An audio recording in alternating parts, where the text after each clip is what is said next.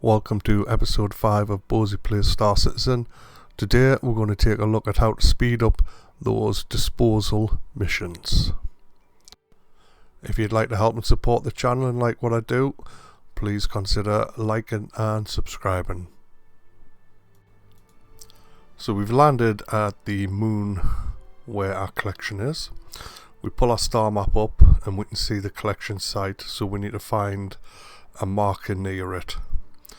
So I'll pick the security depot here and I'm going to quantum travel to it, because at the moment we are 330 kilometers from our destination.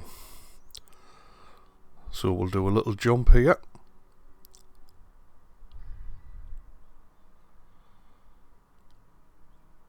And as you can see, we are getting a lot closer to our collection site.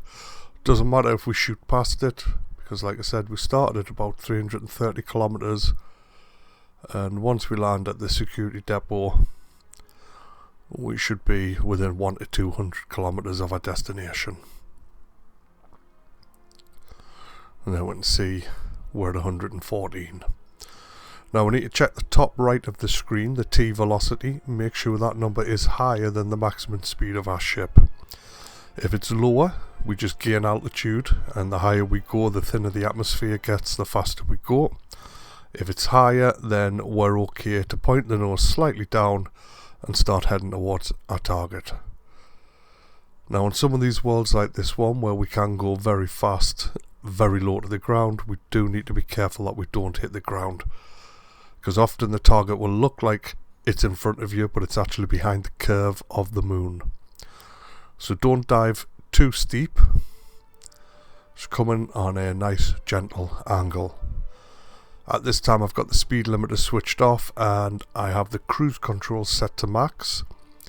That way we get the fastest speed out of the ship.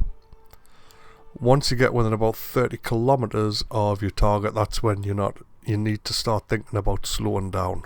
Depending on the ship you're in will dictate when you need to slow down.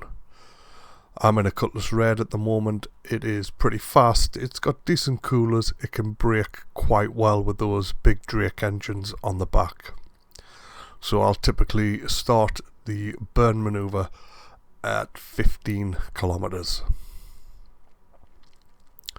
Here I'm just making sure I'm clearing the mountains. It's like I say, although the green square might be directly in front of you and there may be terrain between you. So here we go, flip the ship, switch off the cruise control and then hit the afterburner and forward. I've also disabled the control system, so I'm now in the free flight mode, and this is more for the landing. So I'm now just over 3.5 kilometers away. I'm dropping the gear and I'm now plotting where I'm going to land the ship.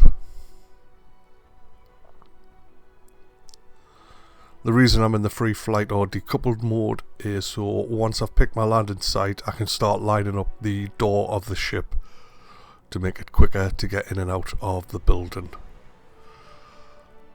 This is more important if there are other people around or if you are wanted.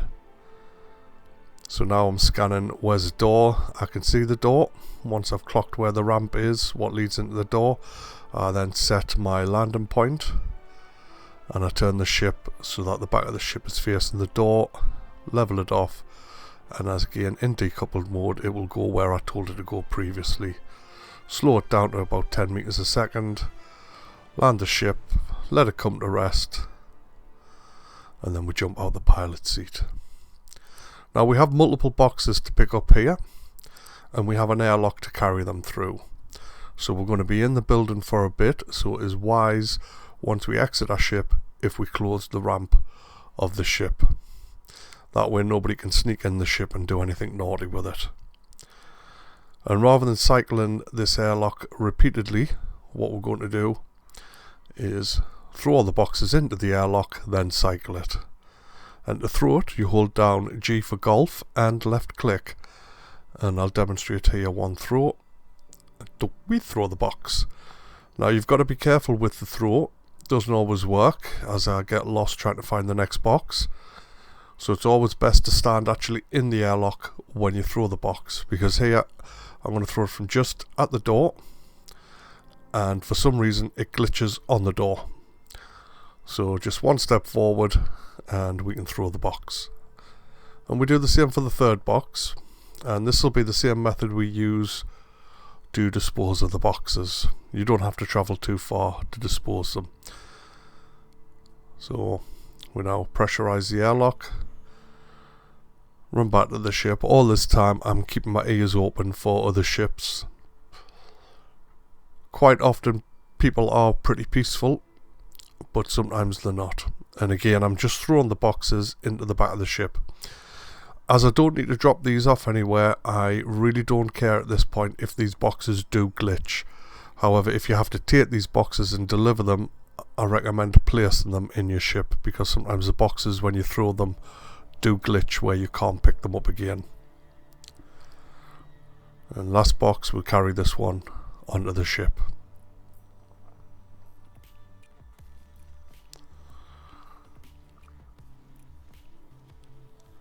Don't really care where this box goes, so I'm just going to drop it there.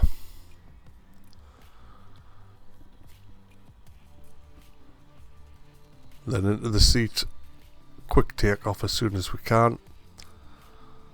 Get the speed up, get some altitude so that the mission completes. And again, I just go straight onto coupled mode, hit the cruise, start burning the afterburner. And as soon as I see that the mission's complete, I'll go back to decoupled mode so the ship keeps moving. There we go, outposts complete. I've now received the money for this mission, and depending on what I'm carrying, I need to get rid of it just in case I get stopped by the police and get fined. So money safe, leave the ship in decoupled so it keeps moving forward, head to the back, and we're going to use the throw technique again. Pick the box up, open the door, and we're going to throw it back right where we picked it up from. Holding down G for golf, hit the left mouse button, whoop, there goes the box. We do that now for the other two boxes, and once we're done, that's our mission complete. Ship's now clear of any cargo that could potentially be illegal. Of course, if it's not illegal cargo, you can keep it and sell it for a few credits, but in this situation, we're just throwing it away. Thank you for watching.